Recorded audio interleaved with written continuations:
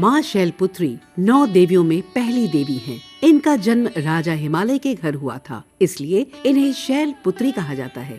ये पर्वत राज हिमालय की पुत्री और भगवान शिव की अर्धांगिनी हैं।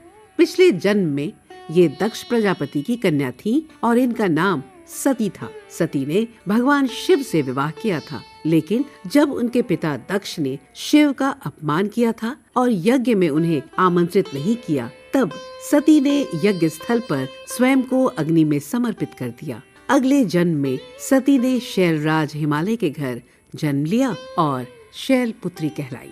माँ शैलपुत्री की सवारी वृषभ बैल है। ये देवी वृषारूढ़ा के नाम से भी जानी जाती हैं। पार्वती और हेमवती भी इसी देवी के अन्य नाम हैं। इनके दाएं हाथ में त्रिशूल और बाएं हाथ में कमल का फूल सुशोभित है। नवरात्रि के पहले दिन इनकी पूजा की जाती है और इनसे शक्ति, संयम और साधना की प्रेरणा मिलती है। माँ शैलपुत्री चंद्रमा को धारण करती हैं। धार्मिक मान्यता के अनुसार माँ शैलपुत्री की आराधना करने से जातक की कुंडली में चंद्र दोष ठीक होता है।